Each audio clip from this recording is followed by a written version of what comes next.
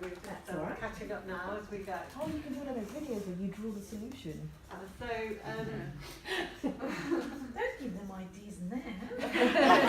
This is a competition. So the first thing we wanted to do was be quite optimistic actually, because we heard Debbie say yesterday that she's got an amazing sign up from GP practices in Surrey, Debbie. Yeah. So I think that in itself is something to be encouraging for, but I think also most GPs do want to deliver quality of care. And I think if we've got a GP survey that says you're not providing as good quality of care for carers as you are for non-carers, I think GPs will want to learn from that and will want to address that. And also carers are going to become a bigger part of their caseload. You know, we're going to have more carers. So they've got to learn to look after their carers, because although we might not give them money through the contract, if they don't look after carers and carers vote with their feet and go elsewhere, then they will lose those carers on their caseload. So I do think they're really committed to quality of care, and that's something that, so I think they'll be, I guess I'm saying to a degree we're pushing it an open door, I think, to make it better. And then the second thing I think we need to think about, and the person before just mentioned it as well, is how can we make it easy for GPs to help carers?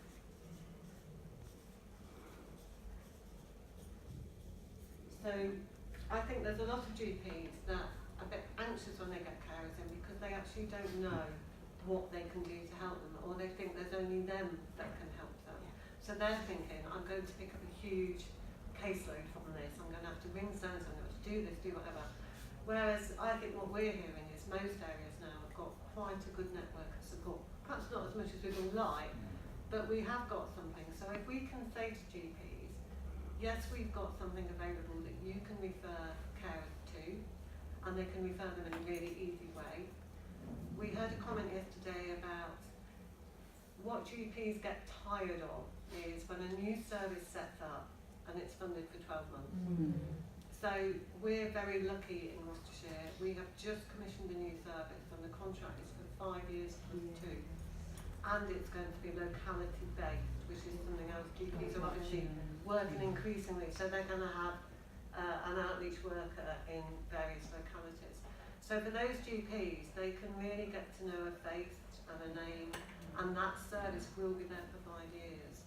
So I think we need to get across to GPs that they're not in this alone with carers, and that there's a lot of help out there.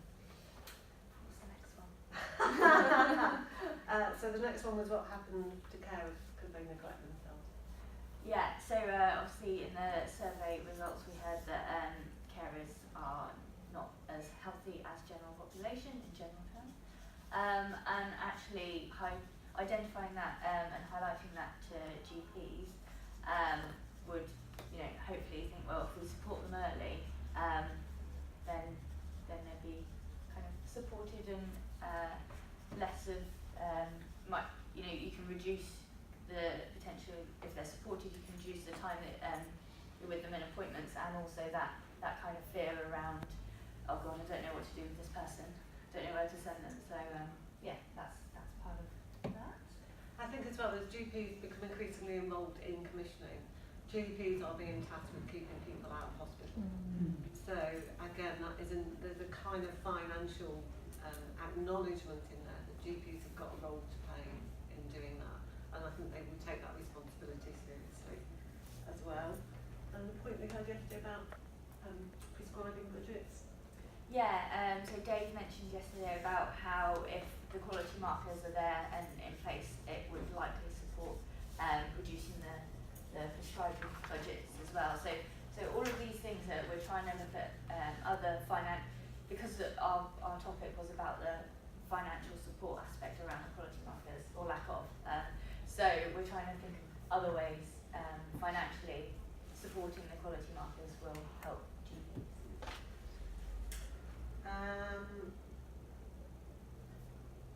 Can't remember right.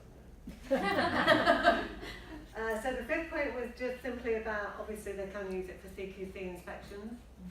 So you know, I'm sure for a lot of them they want to get good rating, they want to have a good practice. So I think the fact that they can do that And then the final one was about senior leadership. So we did think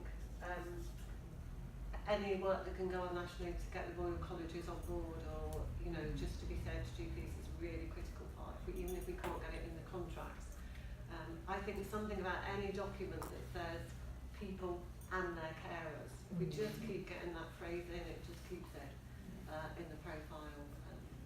Really, so they were just thoughts more. And we did say something about the coding around carers and how it's bugbear for me being on the ground. A lot of people asking, how do I code carer, what do we do? And actually, if we had some kind of It's their copyright. They very kindly let us use it and we put it on everything. But they worked with a group of carers and asked them to come up with a slogan. And they came up with that slogan and we loved it, so we pitched it. So it's not actually ours, we can't. It is how we roll, isn't it? It is, we do pinch, yeah, we do pinch quite a lot. So from that, we realised that we needed some more formalised way of working with them. We couldn't, because we're such a big organisation, so we decided to start the Health Champions programme. So we started going out through Children's Society, Carers UK, Carers Trust, our regional leads, asking for them to go out through their networks, ask for volunteers to come and work with us on the programme, aged between 16 and 24, obviously a carer. So London did really well the first year round. It's been probably more south areas that have come forward rather than the north, which is why I was kind of last night saying Leeds, Manchester and Yorkshire, please send some down. So what we've done with them, the first year we did an Out of the Woods animation, which I think some of you will have seen, and which is the one that almost makes me cry, almost. And we'll put that on the platform as well. And that was from one of the health champions that talked about being a carer and getting support, being like in a really dark, scary wood, feeling all alone. And then little bits of support that keep popping up, and she saw that as like little pieces of light that were kind of guiding her out of the wood. And then when she got out of the wood, she would then send some of those little lights and support back to other people. That was just one girl that came up with that, and we turned it into an animation. She was Meg, that was Meg. And the person in the animation looks like Meg, she has green hair. And do I look like a care hoodie on? So the person in the animation is Meg. So they come up with really creative things that we wouldn't think of. I mean, I can't imagine any of us will think of little bits of light in a wood being supportive. So we then, this year, we've done an animation that's a rainbow, which is going to go, I'm going to get all you to work on this, it's going to go into GP surgeries. So on the screens in GP surgeries, when you're sat there and all those things are flashing up, we're going to have our rainbow carers animation.